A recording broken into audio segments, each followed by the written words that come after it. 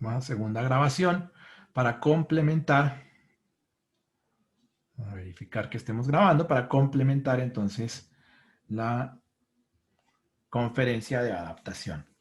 Hemos hablado de las adaptaciones centrales que suceden para el aumento de la resistencia. Ahora continuamos con las adaptaciones periféricas.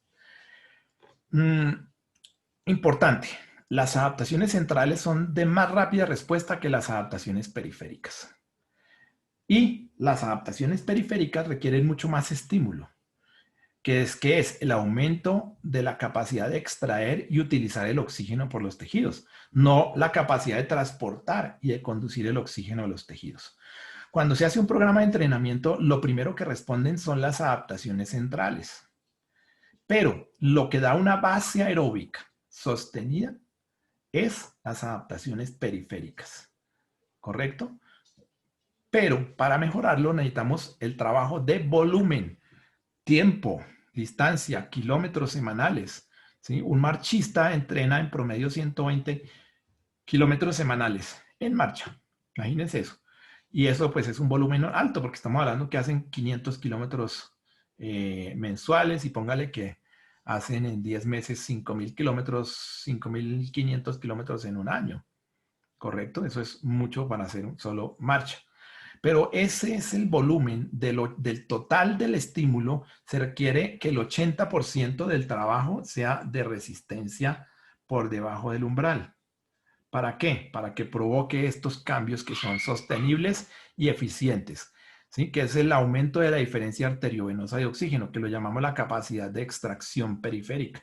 ¿Qué es qué? Simplemente que llega al músculo, pero que el músculo sea capaz de extraerlo y utilizarlo en las mitocondrias. Y para ello, pues, por eso es que se demoran más, porque hay que aumentar el número de capilares, ¿sí?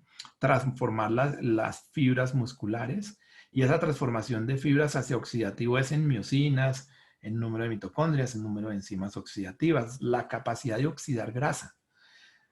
Nosotros, los que no seamos entrenados en resistencia, tenemos solamente un 50% de capacidad de oxidar grasa, vamos, el 60% por ser generosos, de oxidar grasa de total de sustratos en ejercicio. En cambio, un atleta puede llegar al 80, 85, hasta 90% del total de utilización de grasas. ¿Eso para qué sirve? Primero, sirve para ahorrar glucógeno, porque es que los carbohidratos son los que permiten la intensidad. Pero si usted utiliza un mayor porcentaje de grasa, ahorra glucógeno. Y al ahorrar glucógeno, prolonga el tiempo de fatiga muchísimo y también el ritmo de trabajo. Por eso son mucho más eficientes. ¿Sí? Es decir, que este patrón oxidativo también va con las enzimas de la beta oxidación y la capacidad de transportar a través del sistema de acil-carnitil palmitoil transferasa los ácidos grasos desde el exterior al interior de la mitocondria, porque la beta oxidación es un proceso eminentemente intramitocondrial.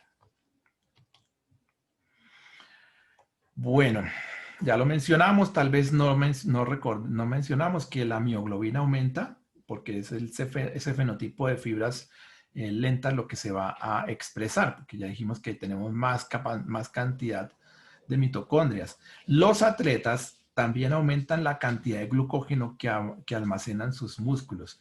E incluso existe un entrenamiento que es hacer como lo que se llamaba la dieta escandinava, que es la dieta, bueno, se me fue el nombre, que es hacer una depresión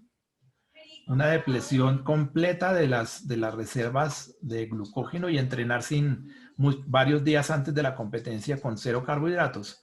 Y eso provoca una respuesta compensatoria que pretendía aumentar mucho el nivel de glucógeno previo a la competencia. Entonces luego sí comían. Pero sucede que esto no es usado ya porque el músculo sufría mucho entrenando con cero carbohidrato, entonces se provocaba una especie de desentrenamiento cuando eso sucedía.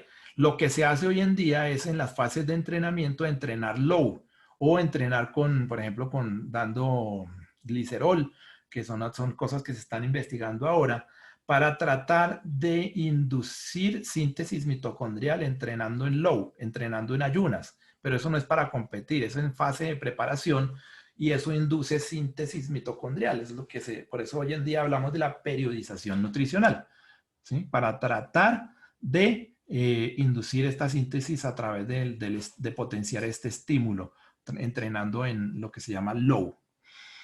Aquí está el aumento de la oxidación de grasas, pongamos que pueden hasta un 80%, no vamos a los extremos de utilización de grasas. Efecto lógico, pues se disminuye la capacidad glucolítica, no tienen capacidad glucolítica importante. Y todo lo que es el fenotipo muscular se vuelve lento oxidativo. En cambio, para la fuerza es toda la adaptación totalmente opuesta. Aquí no nos importa la capacidad de transporte y utilización del oxígeno, para nada, ¿no? Aquí nos importa es las propiedades neuroendocrinas y neuromusculares, ¿se acuerdan? Y es un tema de la eficiencia neuromuscular. Por eso tenemos un influjo hormonal simpático de respuesta rápida, ¿cierto? Tenemos a nivel celular efectos sobre el aumento de la capacidad y la cantidad de las fibras glicolíticas, el sistema nervioso central que aprenda a contraer de manera sincrónica esas fibras y que utilice además los agonismos y los antagonismos de manera perfecta, ¿vale? Es decir, que todas las adaptaciones celulares, el aumento de las proteínas miosinas rápidas, aumenta la capacidad de producción de fuerza por unidad de tiempo. En deporte no nos interesa solo producir fuerza, porque esa sería otra adaptación que se puede lograr, sino que nos interesa producir fuerza por unidad de tiempo y ojalá que no produzca tanta hipertrofia, porque también un individuo se nos vuelve muy pesado. Nos interesa es la producción de fuerza por unidad de tiempo, es decir, potencia, que es la que hace la diferencia. Y entonces aquí vamos viendo que sí se crecen los músculos con hipertrofia e hiperplasia, pero ustedes aquí vemos los botones sinápticos para decirles que el sistema nervioso central se entrena ¿en qué? En tratar de coordinar que la mayor cantidad de fibras musculares se contraigan al tiempo. En dos sentidos, que se contraigan al tiempo, y eso es lo que llamamos la sumación espacial, ¿no? Y segundo, que se contraigan con un mayor número de estímulos, y es lo que llamamos la sumación espacial. Está acá. Y la coordinación intermuscular, que ya vimos, es potenciar los músculos que hacen sinergia y simultáneamente ser capaces de relajar completamente. Es que eso parece que fuera fácil, pero es un tema reflejo y es un tema neuromuscular. Relajar completamente los músculos antagonistas. Porque es que imagínense que pues, si yo no relajo el músculo antagonista, pues si contraigo el agonista y el antagonista al tiempo, el movimiento es lento y mucho más costoso. Hay que aprender y para eso se necesitan dos cosas. Tener rangos de movimiento amplios, amplitud del movimiento, cuando hablamos de amplitud es más de dos grupos, más de dos articulaciones, o rangos de movimiento o una articulación amplios.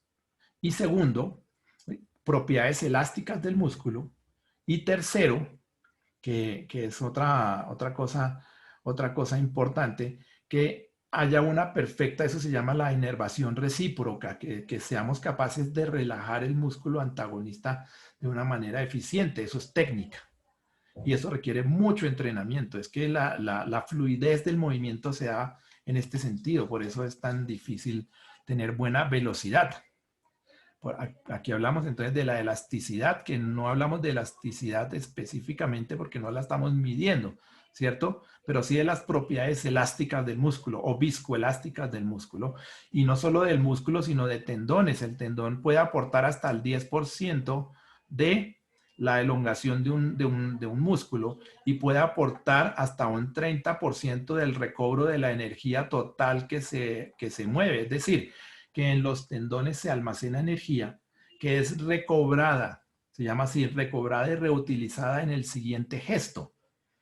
Y eso hace economía. Por eso, otra vez más, también no solo relajamos los antagonistas, sino que también aprovechamos la energía que en lugar de disiparla, como hacemos los que no sabemos correr, la disipamos y la perdemos, sino que ellos la recobran y la utilizan. ¿Sí? Un canguro puede reutilizar hasta el 85% de la energía saltando 10, 12 metros en cada paso, por la disposición de sus músculos y tendones, especialmente su tendón de Aquiles es impresionante, que es como un resorte muy eficiente, muy elástico. Ahí acuérdense que elástico es de la curva de deformación-tensión, es decir, que se deforma más, se deforma menos con más fuerza. Eso es elasticidad, ¿no? No es que se deje elongar muchísimo. Y entonces recobra la energía y esa energía es reutilizada y eso es una gran eficiencia para los individuos. Necesitan más glucógeno porque son fibras que consumen glucógeno a una gran velocidad. Ah, perdón, me devolví, ¿cierto? Aquí me adelanté. Aquí está, bueno.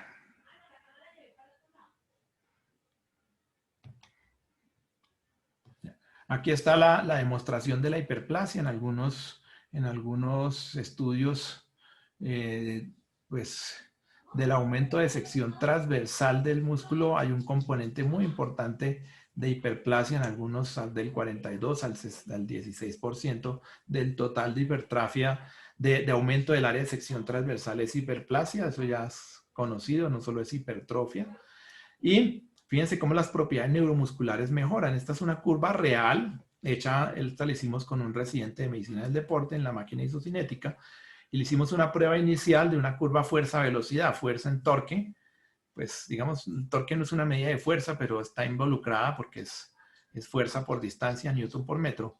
Y aquí está la velocidad angular. Pues obviamente se tiene esta curva. Lo importante es que el individuo entrenó solo fuerza máxima durante 8 semanas que duró su rotación. Y luego le medimos la misma curva sin que haya entrenado explosividad. Como la curva se desplaza a la derecha, porque es que, ¿qué les digo yo? Cuando uno tiene más fuerza, pues obviamente desplaza esa curva a la derecha porque digamos, se contrae. Si antes yo me contraía, por ejemplo, los voy a poner en términos prácticos. Si levantaba 100 kilos, y mejora mi fuerza, ¿sí? Y mejora mi fuerza, entonces mi fuerza máxima, y ya levanto 120, quiere decir que hago un esfuerzo un 20% más eficiente. Entonces, ¿qué quiere decir? Que lo que era antes para mí 80 kilos representa la velocidad que yo tenía a 60 kilos. No sé si me explico, pero es así. ¿Y eso qué quiere decir? Que como lo hago a una velocidad, digamos, a una fuerza menor, a esa velocidad, a esa fuerza menor tengo una mayor velocidad porque esa es la curva fuerza-velocidad. En última se corre a la derecha. Entonces, eso es lo que sucede como adaptación. Solamente entrenando fuerza máxima puedo mejorar todos los componentes de la fuerza. Pues al comienzo.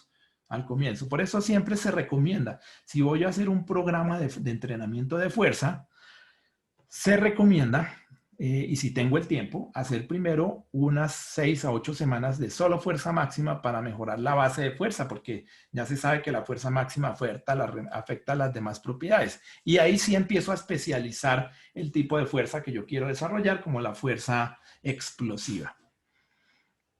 No solo se adapta el músculo en el grosor, las fibras musculares se transforman, ¿sí? Y muchísimo, o sea que la macroestructura, el ángulo de peneación, que es el ángulo con el que las fibras llegan al tendón, se modifica porque es que las tensiones en cada modalidad específica son diferentes.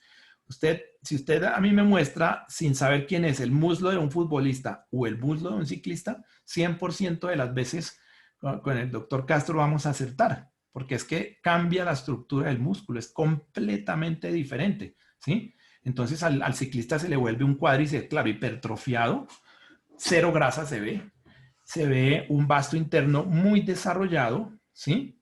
Muy desarrollado y una estructura de los músculos más alargada. No sé cómo describirlos, pero uno los ve y la reconoce inmediatamente. A diferencia del futbolista que produce una hipertrofia mucho más de todos los bastos, todos los componentes del cuádriceps. ¿Por qué? Porque la estructura se transforma, la macroestructura. Entonces, esto aquí estamos viendo los ángulos, no solo la fuerza, sino los ángulos de peneación. Aquí está. Es decir, que la forma de la estructura del músculo se transforma. Hay una cosa interesante y es que con ecografía uno podría mirar estos cambios, porque con ecografía usted mide el tendón y le traza una línea del eje del tendón y mira la dirección de los septon que están entre las fibras y mide el ángulo. Y usted puede ver cómo con el entrenamiento el ángulo se modifica, por eso no es difícil de estudiar con ecografía muscular. Bueno, el entrenamiento modifica la tasa metabólica en reposo, ¿sí? Eso sí es importante, ¿sí? Siempre va a aumentar, ¿por qué? Porque aumenta el tejido magro y en primera instancia el tejido magro pues va a depender, o el peso corporal magro es la primera variable que determinará el consumo de oxígeno en reposo y más en el ejercicio aeróbico, ¿no? El entrenamiento contrarresta la disminución de la tasa metabólica en reposo, ¿sí? Entonces, cuando ya estamos cincuentones, uno tiene que pensar en hacer ejercicio, porque en esta época, profesor Castro, en esta época el metabolismo en reposo cae. Usted sigue comiendo lo mismo, ¿sí? Puede que no aumente su ingesta, pero al caer el metabolismo en reposo, que es el 65% del gasto diario, y usted sigue comiendo lo mismo, entonces las dos variables de la ecuación se potencian, ¿sí? Porque menos gasto en el día y igual o mayor ingesta o consumo de calorías. Resultado, que los adultos mayores empiezan a incrementar su contenido de grasa de manera dramática. Pero si usted hace ejercicio, contrarresta la disminución de la tasa metabólica en reposo. Eso sí que es bien interesante, ¿no? Bien. Cada libra de tejido magro que usted aumenta en 7 a 10 kilocalorías la tasa metabólica en reposo.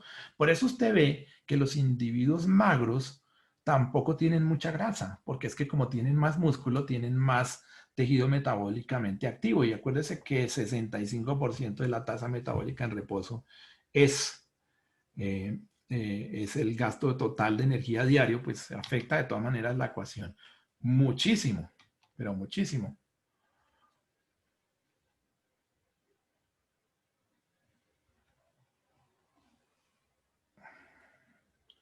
Bueno, la capacidad de trabajo prolongado en sujetos entrenados. Miren la curva en función del tiempo, en tiempo de ejercicio en horas. Aquí está. Y aquí está el porcentaje sobre el VO2. ¿Sí? O sea que aquí estaría el 100%, es el VO2 máximo. Y aquí está un individuo entrenado. ¿Sí? Miren cómo un individuo entrenado en 2 horas todavía puede sostener más del 80% del VO2 máximo. ¿Sí? ¿Correcto? Ahora miramos lo que haría un individuo no entrenado. A las 2 horas está al 50% del VO2 máximo. La diferencia es enorme. Esta área es enorme. ¿Sí? Es muchísima. Es prácticamente que el individuo sedentario a las 2 horas está caminando, que es el 50% del VO2 máximo, mientras que un atleta todavía va a un ritmo enorme del 85% del VO2 máximo. Y con el entrenamiento, este es un estudio de entrenamiento en 8 meses en mujeres, ¿sí? Pues con el entrenamiento sí puede mejorar el VO2 máximo, sobre todo si uno no está altamente entrenado, esa es la adaptabilidad, ¿no? Pero aquí está el individuo entrenado que mejora un poco y el individuo sedentario. Ah, mentiras. Aquí está, estamos hablando de un estudio longitudinal, perdón. Aquí está el comienzo del estudio. Entonces aquí tenemos el VO2 máximo y aquí la capacidad aeróbica o umbral, que está como en el 45%. O sea, está bien sedentarios. ¿Sí? Y por eso tenemos aquí potencia aeróbica máxima y aquí está el umbral. Fíjense cómo el VO2 máximo mejora 15%, que fue bastante, ¿no? No es despreciable. En atletas mejorarlo un 3-4% es una maravilla. En cambio, el umbral mejoró más de un 50%. ¿Eso qué quiere decir? Que en un atleta es mucho más fácil mejorar el umbral, que es una variable más dependiente del entrenamiento, porque el VO2 es una variable más dependiente de los genes. Esto es una adaptación positiva de resistencia. Aquí lo vemos. la curva de lactato se desplaza a la derecha, es decir, que a ciertas concentraciones de lactato se maneja una mayor potencia. El umbral a la derecha es un efecto positivo. Se puede aprovechar en mayor eficiencia el VO2 en estado estable.